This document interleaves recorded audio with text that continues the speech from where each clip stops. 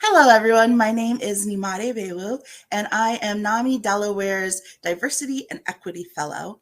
I'm so excited because this month is Mental Health Awareness Month, and as part of a special series, I'll be talking to different people from different walks of life about how they live with different types of mental illnesses. The series is called You Are Not Alone because you are truly not alone. There are so many people who live with so many different obstacles, but still manage to forge through each day, and I'm excited to be sharing their stories. Today, I have with me Miss Tasha Woodard, and she will be talking to us a little bit about her journey. Hi, Tasha. Hi, thanks for having me. This is awesome. Thank you so much for joining me. Would you like to tell everybody just a little bit about yourself, a little introduction? I'm very bad at introductions, but I'll try. My name is Tasha Woodard, and I am a two-time lung transplant survivor or recipient, and I suffer with, or not suffer, but I battle various illnesses, and they are because of my condition, which is called Cutis Laxa. It is so rare. When I was diagnosed number 201 in the country. Wow. Wow. So, with that, of course, comes a lot of questions, a lot of unanswered situations, which led to a bout with anxiety. It's not something that I had before. I do have a history in the mental health and substance abuse field. So it was something that I was aware of, just never anything that I had to conquer on my own, if that Mm. makes sense. Yeah, yes. Um, So you previously had experience in the field, but didn't expect for it to then impact you. And I think a lot of times that happens with people where they're like, "Oh, I've got this covered. I know all the signs. I'm all good," and then it sort of comes out of nowhere. Uh, yes. So you said that it was, some of the physical ailments that caused your mental. And something we talk about in NAMI often is everyone has mental health, just like they have physical health, and sometimes the two interlock or influence each other. So you were saying Absolutely. yours led to you having anxiety. Yes. When I was younger, when I was a younger child, I had a very traumatic childhood, which led me to severe depression, Mhm. in my high school years, and I would say probably my freshman year in college. It wasn't something that I truly recognized, but I knew that something was not right. I did eventually get help and received help from a therapist, and that opened my eyes to a lot of other things and kind of led me into the substance abuse mental health range. With that, when I started having issues with breathing, um, your mind automatically goes to, I can't breathe, I'm going to die. Mhm. So therefore, anytime that I had issues, which was all the time because I needed a transplant, the mental thought was, I'm going to die. Just if I can't breathe, I don't have oxygen, I'm going to die. Any minute, that is going to be the situation. And that started, I had my first transplant over 7 years ago. So I'm still here. So Thankfully. it's the anxiety of it all was the hardest, and I understood the anxiousness, but it became to the point where it was debilitating. I couldn't drive. I couldn't move forward in certain things in life because I just questioned everything. I did not want to make commitments. I did not want to go out and say, "Oh yeah, I'll hang out with you guys next Friday," because in my mind, I didn't think I was going to be there next Friday. Mhm. So it was a lot, and my transplant coordinator seen that I was struggling and provided information for me to see a therapist that specializes in individuals with transplants or that are awaiting transplants or that feel what we call survivor's remorse. If we know others that were in need or medical need and have passed, it's something very hard to deal with because we feel like we should have been in that crowd. Right. Yeah, I can only imagine, especially if it's, people that and then, that they're gone and you're still here, which we're so glad that you're still here with us. Um, so you were saying that with the anxiety, part of it was just also like not knowing if you were going to be there next week, and it made it hard to schedule things. Did that lead to any type of depression as well? Because I would think that, sort of putting your life on pause like that may. It in retrospect, yes. In the moment, no. I consider, well, not only I, but a lot of people consider me to be funny. And sometimes that can be our medicine or that can be our mask. And a lot of times with what I was struggling with, it was humor to me. You know what I mean? Certain things were funny to me and certain things just kind of let me feel like, oh, okay, it's not that bad. But that was also a way for me to talk down my anxiety. I when speaking with my doctor about it, she offered medication and I took the prescription, but I informed her that I still wanted to kind of work on it holistically and on my own without the supplement of medicine, just to see if it was something that I could really handle on my own.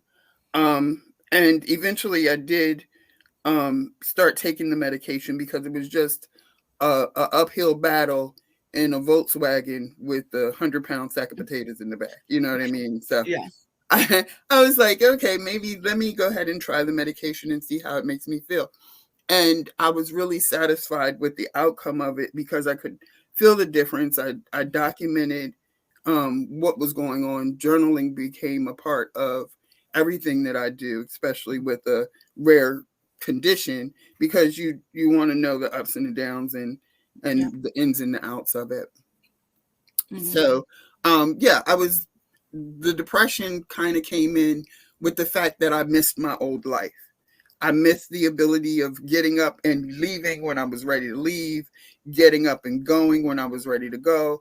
Those type of things. It took me 30 minutes to an hour to prepare to make a 15-minute trip to the grocery store.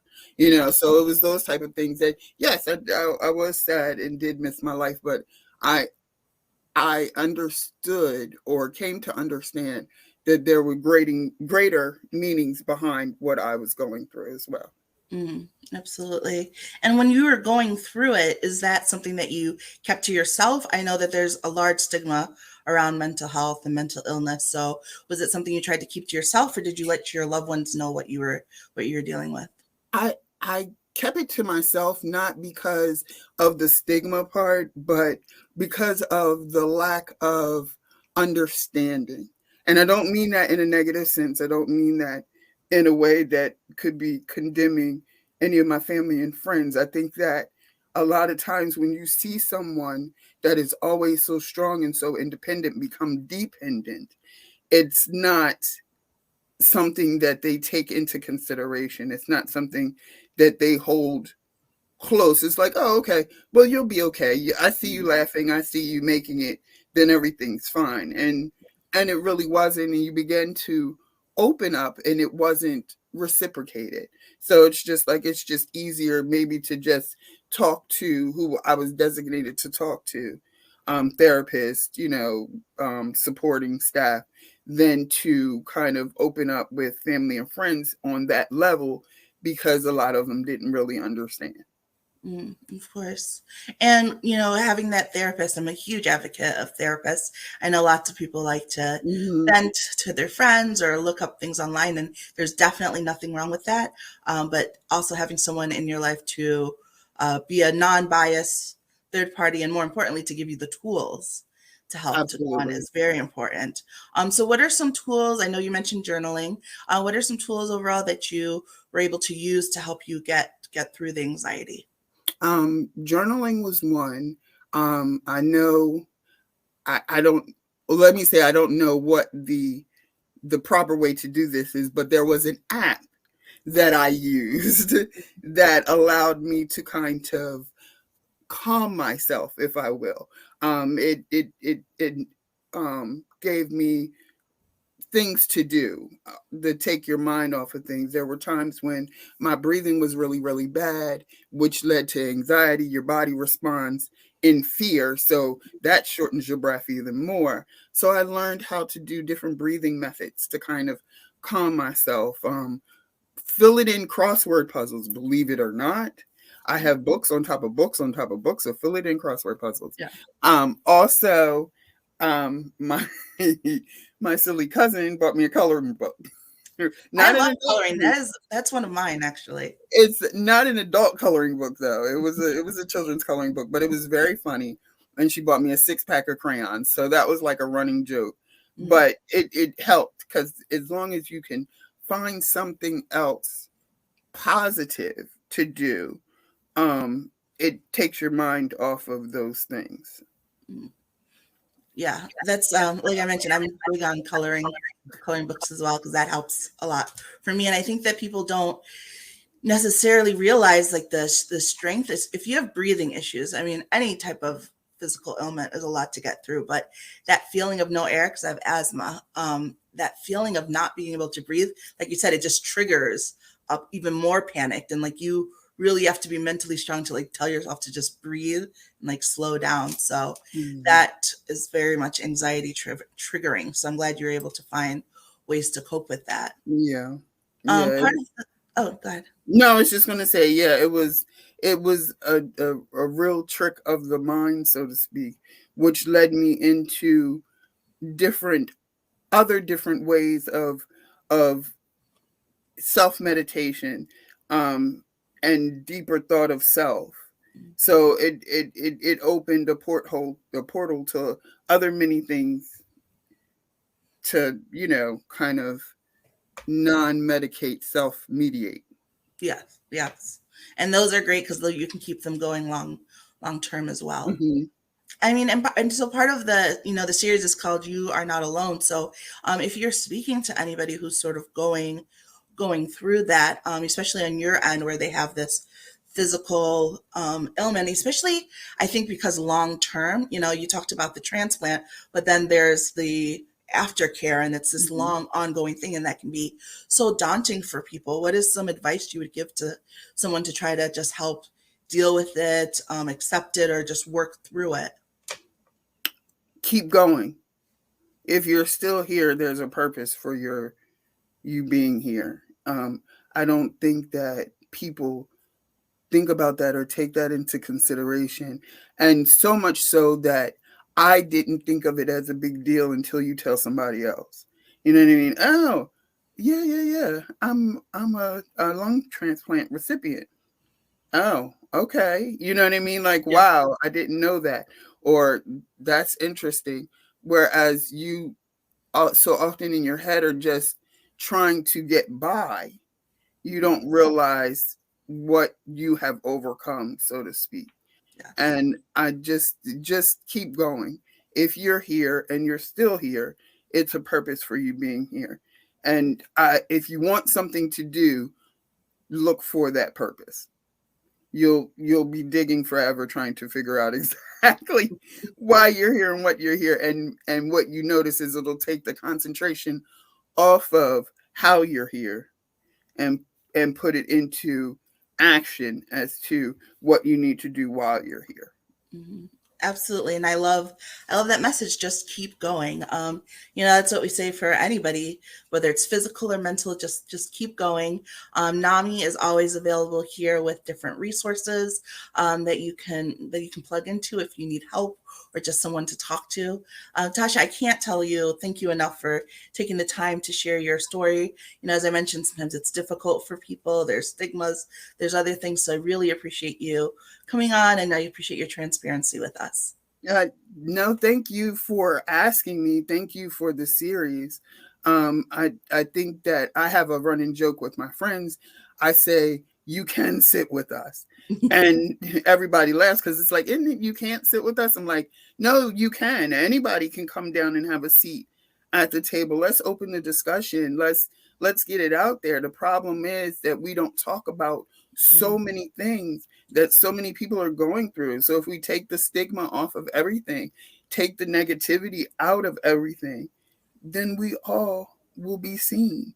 We all will be recognized, and we always all would realize that we are not alone. There is somebody. If in the room of 20, you get one hand raised that walked the walk that you walk or has experienced what you have experienced, you have a kindred spirit. Mhm. You Yeah, know what I mean? So we're not alone. No man's meant to be an island anyway. So get out, share your story, and let others know that you're there too. absolutely. Absolutely. Thank you so much again. And if you're watching this on YouTube, thank you for tuning in. Make sure that you follow us because every month I talk to different individuals and get stories from different perspectives. This month, Mental Health Awareness Month, we're doing extra stories. So there's a lot. And throughout the month, other NAMI volunteers in our various sectors share stories on our YouTube as well. So make sure you're subscribing if you aren't already. Thank you and have a great day.